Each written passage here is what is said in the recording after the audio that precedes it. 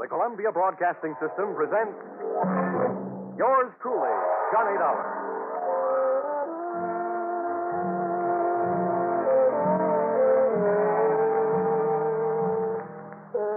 The next half hour has its baggage packed to take a trip with America's fabulous freelance insurance investigator, Johnny Dollar. At insurance investigation, he is just an expert. At making out his expense account, he is an absolute genius.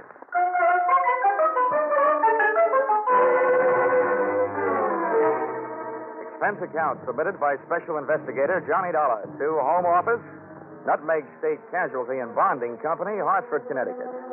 The following is an accounting of my expenditures during investigation of series of accidents affecting your policyholder, the Funfair and Weatherly Carnival shows. Or how I went for a spin on a case we might refer to as Murder is a Merry-Go-Round. Expense account item 1, 25 cents. Purchase of Billboard, theatrical magazine, to check the route of Funfair and Weatherly Carnival shows. Expense account item 2, $68. Air and train fares to Talladega, Alabama. Item 3, $1.10. Cab fare and what was only a fair imitation of a cab from Talladega Depot to the dusty vacant lot, which had overnight found itself wearing theatrical makeup.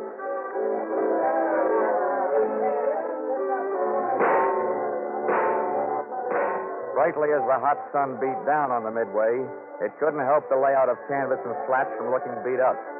A perspiring mechanic shot sparks of profanity back at an obstinate motor as he tried to get it to roll the giant hoop of a Ferris wheel. I asked him what he knew about the accident of a week before when a car dropped off the same Ferris wheel, badly injuring 3. He was charming. Listen, pretty boy. Don't go getting nosy around here. The Joe in charge of the electric scooter concession was just as sweet. On the subject of how come one of his scooters blew up a few nights back, sending a citizen to the hospital, he just didn't feel like talking. If you ain't a cop, start moving. If you are, where's your warrant? I was just asking the pilot of the giant airplane spin who he thought might have cut the cables the night one of his wallboard gliders took off across the carnival crowd, crashing and busting up a few more customers, when I got a canvassman's version of a sharp answer. A tent stake right behind my ear.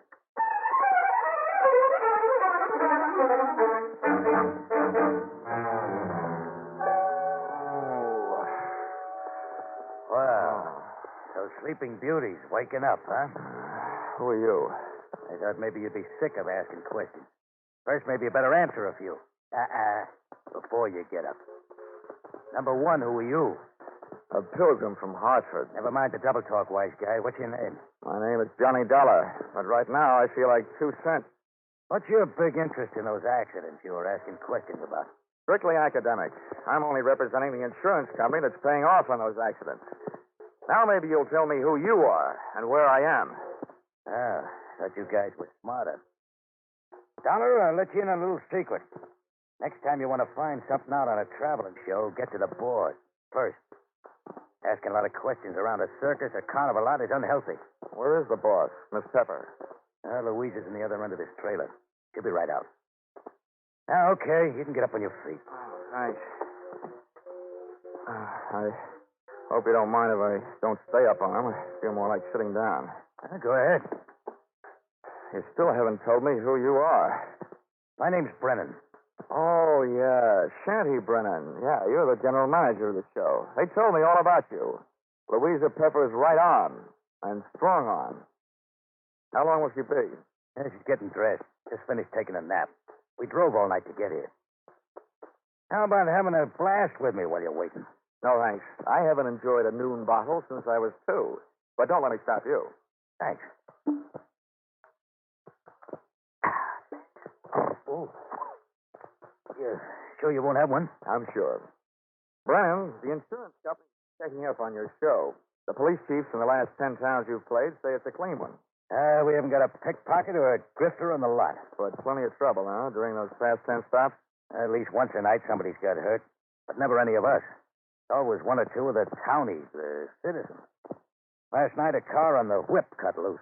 That sent 4 to the hospital. 4 more insurance claims for Nutmeg State Casualty and Bonding, huh? Yeah, and 1 more town we won't be able to play again for a couple of years.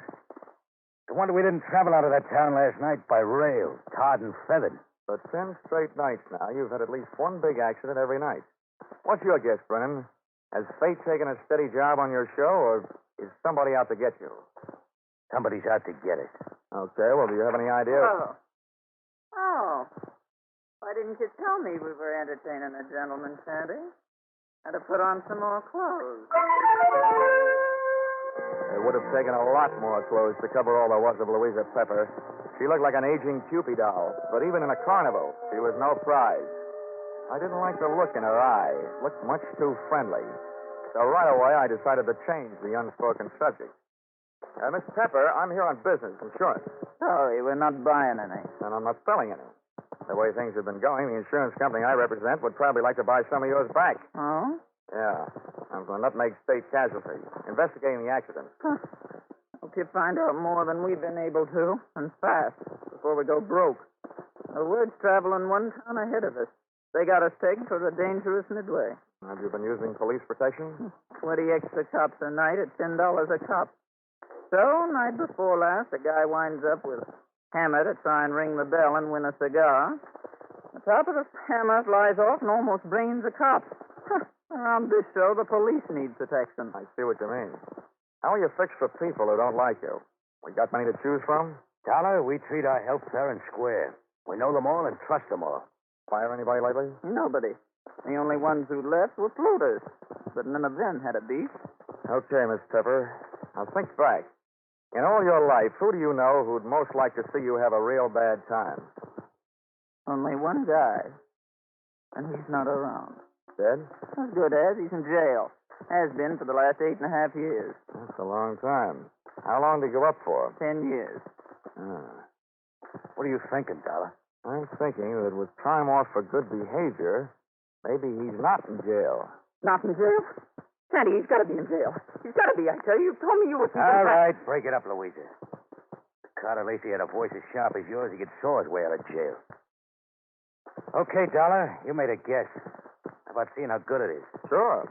I'll find out if your bogeyman is still in jail, but I didn't catch that name. Lacey. Carter Lacey. And where's he been in the pokey? Massachusetts State Prison at Charleston. Well, what did he go up for? What's that to you? Cut it, Louisa. Dollar, we sent Carter Lacey to jail for attempted murder. He tried to kill Louisa's niece, Myrtle. Is she around? Running the snake show on the Midway. Dollar.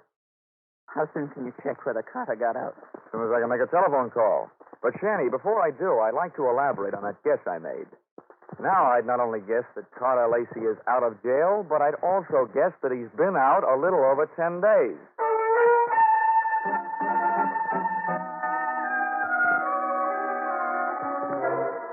Expense account, item 4, $3. Telephone call to Massachusetts State Prison, confirming both of my guesses. Carter Lacey had checked out of the Bay State Hotel Greystone for bad boys 2 weeks previously. Item 5, $32. Telephone calls to various hotels in the last 10 towns the Fun Fair and Weatherly Carnival shows have played. Item 6, 10 cents. 2 nickels spent calling 2 hotels right here in Talladega. Then I dropped 1 more nickel in the telephone, got the lucky number. Yes, sir, we do have a Mr. Carter Lacey registered. Room 312. Shall I call? And hit the jackpot. Expense account item 7, 65 cents. Cab fare to Sunshine Hotel. Tip the driver, $1. From the lobby, I called room 312. He invited me up. I invited him down. I knew I'd feel better talking to Carter Lacey with a lot of people around. They'd make nice witnesses if he suddenly got homesick for prison life and used me as his ticket back. I waited in the coffee shop.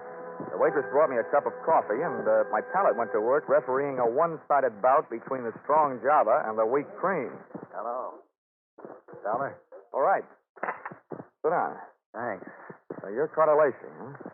Have some coffee? No, thanks. It keeps me awake nights. How about your conscience? Having the same trouble with that? My conscience deserves an 8.5-year rest. But it can't start its vacation until I even up a few scores. Busting up carnivals. Child's play. Look, Dollar, over the phone, you told me you're an insurance investigator. You can save your company a lot of money. How? Call them up and tell them not to insure the lives of 3 people. Because any minute now, 2 of them are going to be dead. Louisa Pepper, Anise Myrtle, and Shanty Brennan. Yeah, Dollar. I'm going to kill 2 of those people. The other one's still my friend who's going to help me do it. In case you don't know your law, Dollar, don't bother calling the cops. I can't be held for making a threat unless I put it in writing. Oh, Lacey, I don't know what your beef is against the people running that carnival, but those accidents have been hurting a lot of innocent bystanders.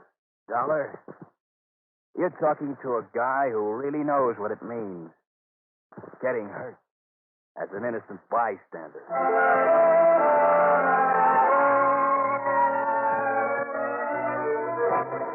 Expense account, item 8, $25.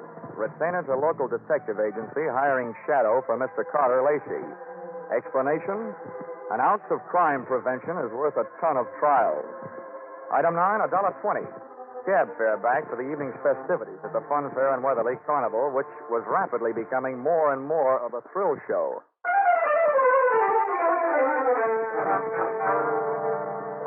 Expense account, item 10, 30 cents. Down payment on ulcer, eating supper at what the Carney people call a grease joint.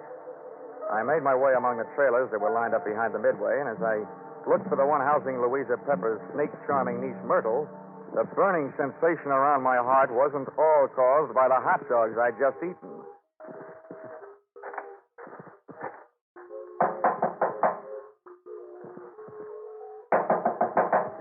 Who is it? I've got a message from Carter Lacey. What did he say? I said I've got a message from Carter Lacey. For you and your Aunt Louisa, Shanty Brennan. You're the only one I haven't met yet, so I thought I'd deliver it to you first. Where is he? In town. Got any snakes in the trailer? No, of course not. All right, then. How about inviting me in? Are you the insurance guy they told me about? Yeah, that's right. Okay, come in. What did Lacey say? He said that he's going to kill 2 of the 3 of you. Which 2? Didn't he say? No, he didn't. He just said that 2 of you are going to get it. And that his one friend among you, the remaining one, is going to help him do it. He'll do it. He hates us. I know he'll kill us. You say Louisa and Fanny don't know yet? No, they don't. You're the first to know. Well, then wait here. I'll run tell him. I'll stop back here before I go into the tent to do my next show. Grab yourself a drink. I'll be right back. But she wasn't right back, and it's just as well she wasn't. She might have interrupted me while taking a sightseeing trip through the drawers in the trailer's built-in bureau. The piles of silky nothings that give gals that certain something didn't tell me anything I hadn't known about women before. But a little black book stashed among them did. I needn't have rushed my search, though, because Myrtle Pepper was still gone after 10 minutes. That's about the time I headed back to her Aunt Louisa's trailer, pulled open the door, and walked in. You scared me, Dollar, barging in like that. Mr. Dollar, I told you I'd be right back. Did Myrtle here deliver Mr. Lacey's little love letters? Yes, the fool. He always was a fool. He can't kill us. And it's against the law? I mean, it's impossible, that's all. Look, Miss Pepper, you and your niece here are both plenty scared. While you're out shaking those tooth stances you got working over on the midway. Myrtle, have you told Shanny about Lacey's threat? Yeah, I met him on the way over here. Asked him if he'd feed my snakes before showtime. They're dangerous to work with if they're hungry. Yeah, I told him. He said he'd join us here. What did he say when you told him? He said if Lacey had one of us helping him, then the 3 of us had better stick together so we could at least watch each other.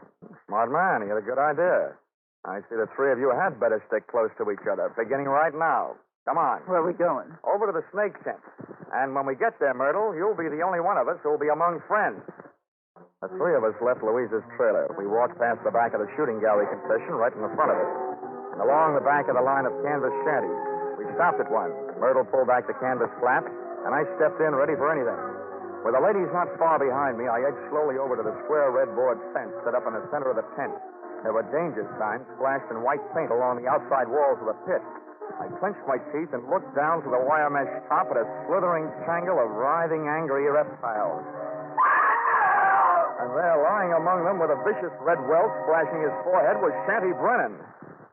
He was feeding his snakes, all right.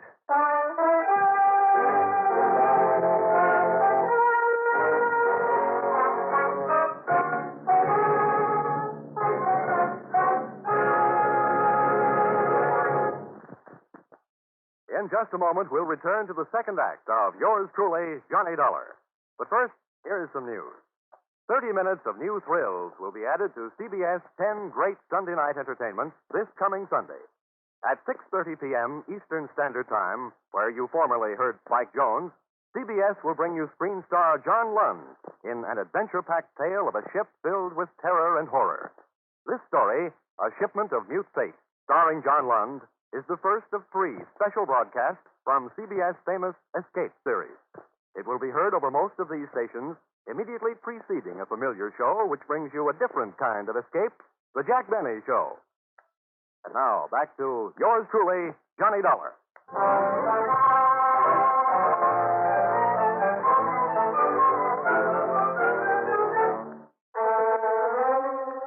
I'd just seen a murder mystery where the actors had been hissing instead of the audience. The lead character in that snake pit wasn't going to win any Academy Award. The scene of the crime was no place for a man, let alone a woman, so I herded Auntie Louisa and her niece Myrtle out of the tent and back into the trailer. Oh, poor Daddy. Oh, horrible. Yes, I was wrong, Dollar, when I said Carter Lacey couldn't do it. What's going to happen to us? According to what Lacey told me, Myrtle, what's supposed to happen is only going to happen to one of you. Huh? What do you mean? Well, he claims that one of you was in this with him, and that one knows she's safe. This may turn out to be an acting contest between you two. What's that crack supposed to mean? Well, the one who's safe wouldn't want anybody to know she feels safe, huh? Oh. I wish I had learned to cry. Louisa, you don't think it's me? Well, I know it ain't me. Oh, ladies, how about observing a moment of silence in memory of the deceased while I give you a few instructions? Okay. Have you got a gun in here, Louisa? Yes, and a license to carry it. Good. Where is it? The gun, not the license. I won't give it to you. Well, if you don't, people might get to thinking that you're Carter Lacey's girlfriend and accomplice. Anyway, I don't want the gun to take with me. I want to leave it here. Where is it? In that drawer right over there. Which end of the drawer? What's the matter with you, blind? You'll see it. I'm not turning my back on you. Which end? You'd make a lousy trapeze artist, Dollar. You don't take any chances. This end, toward me. Thanks.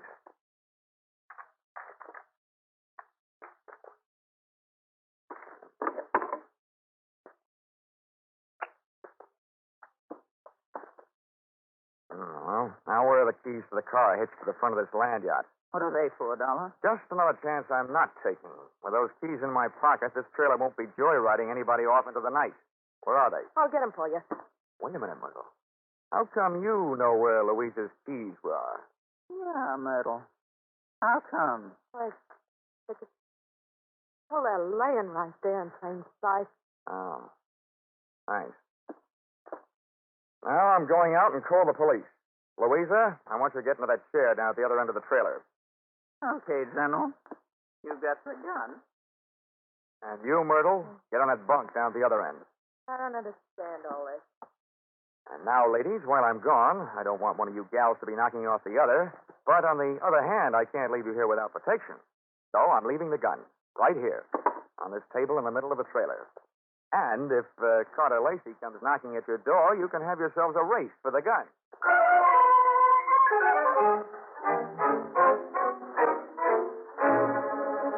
Expense account item 11, 5 cents. Telephone call to the local police, plus another nickel spent calling a taxi. The cops arrived in 4 minutes, the cab in 15. Its driver had no siren to take him through the traffic lights. Item 12, $1.10. Cab fare on an exceedingly slow and torturous trip to the Sunshine Hotel. Tip to his kind of a driver, a nickel. I went up to the 3rd floor and headed down the hall to Carter Lacey's room, 312. I rapped for an entrance, but all that came back was an echo. The lock on the door was the soft touch type known to the trade as the burglar's friend, so I went in.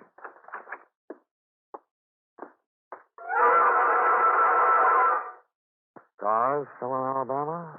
Oh. Stiff still in Alabama tonight. Oh, Operator, this is an emergency call. Let me have the Tuskegee police, will you?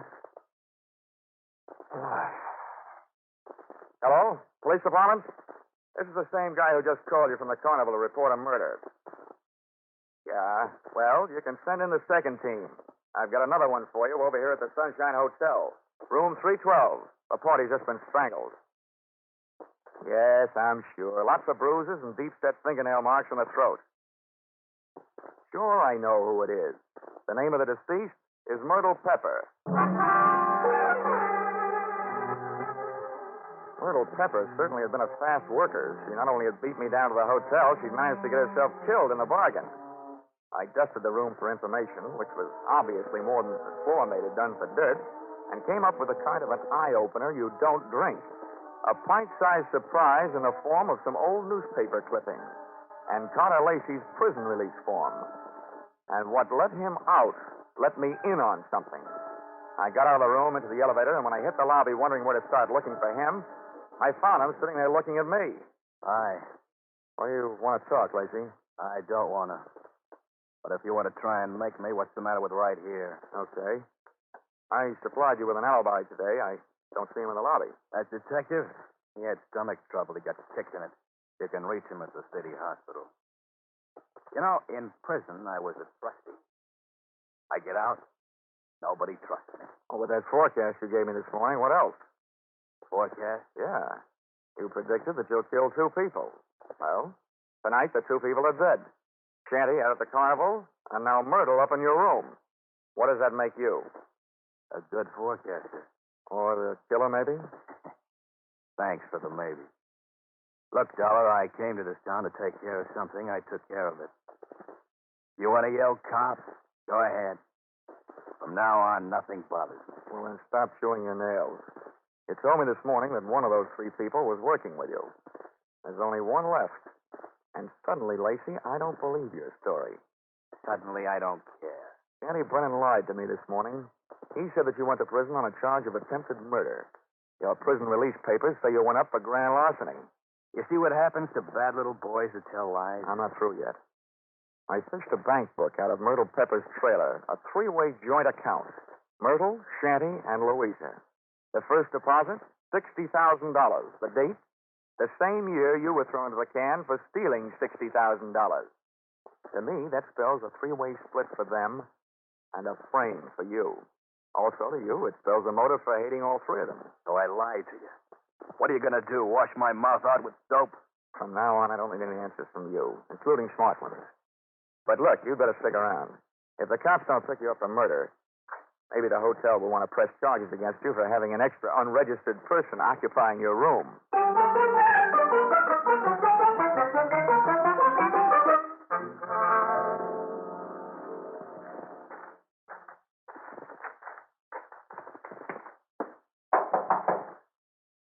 Who is it? Johnny Dollar. Oh, wait a minute.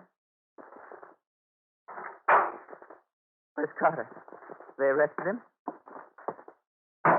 Tell me, did he escape? He's at the hotel, and the cops are on their way down there right now.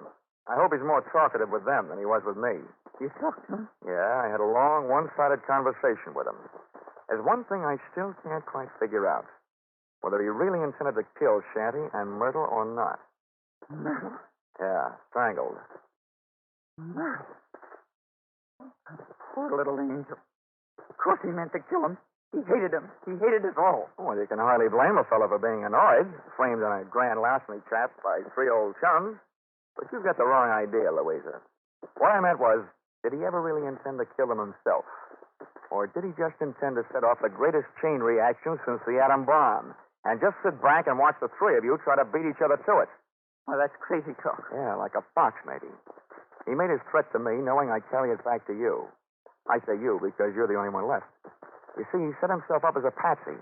He'd been framed by you once before. To me, it looks like Carter Lacey learned a few things about wrong people during that 8-year stretch. Namely, that they never trust each other. You're absolutely nuts, Dollar. I think you'd better get out of here. So, peddle your insurance. The cops will take care of Mr. Lacey. I don't think they will, Louisa. Why not? Myrtle was strangled. That's the kind of murder a man would commit. Well, But there was a set of deep fingernail marks on her throat. And Carter Lacey bites his nails. So maybe you'd better get yourself a manicure before the police arrive. thanks for the advice. Stand right there, Dollar. This time I got the gun. Hold everything, Louisa. Carter! This is a standoff, Louisa. point that thing someplace else before I point mine up your snoot. Okay, Dollar, get out. What's the matter with you, Lacey? Are you cracking up? Your plan was going along fine. First, Myrtle tossed Shanny to a snake. Then Louisa took care of Myrtle. There's only one left, and the state will take care of her for you. That's not enough. There's one satisfaction I haven't enjoyed so far. That's hearing one of these pigs squeal. Carter, we can still split the money in the show and get out of here? The only one that's going to get out of here is Dollar. Beat it. I beat it all right. I was the only one in the trailer without a gun. I plunged into the darkness looking for something and came up with a tent rope, dashed back to the trailer door, and lashed the knob to the guide rail. I didn't want those gun-happy birds flying the coop. Just then, the season opened. I didn't know who was going to come out the worst in there, the hunter or the hunted.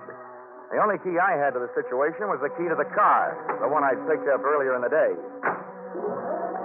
The car turned the trailer through the carnival back lot and out into the highway.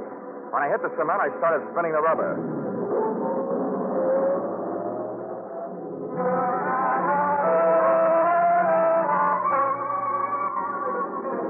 Just as we hit the streets of the sleeping city, things woke up. Whoever was left back there snapped a shot at me through the trailer's front window. The second shot was my cue to try to ruin their aim by playing rockabye trailer, swinging the car from one side of the street to the other. Just as the not-so-sharp shooter made another try, I picked up just what I was looking for, a game of tag with a police patrol car.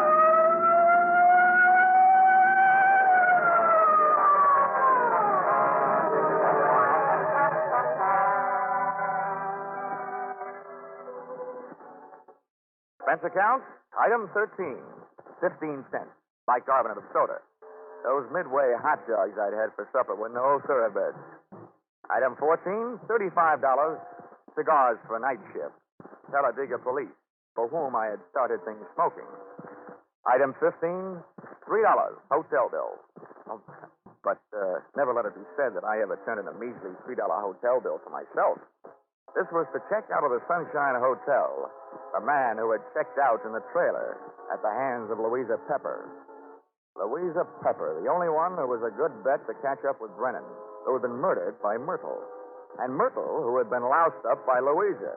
And Carter, whom she had also carted out of this world, proving that when you start any kind of chain reaction, you should be careful, because you're never going to be sure where it's going to stop.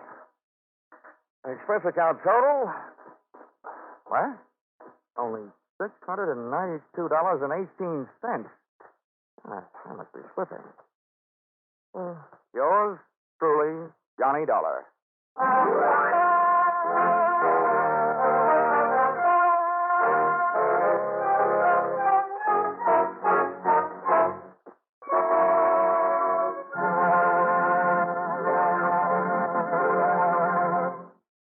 The madman of music is moving.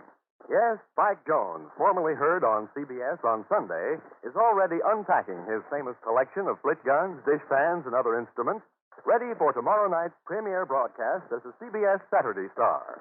Hear the Spike Jones Show on most of these same stations tomorrow night at 7 o'clock Eastern Standard Time, when it joins Vaughn Monroe, Gene Autry, Gangbusters, and Sing It Again as a regular Saturday night CBS feature.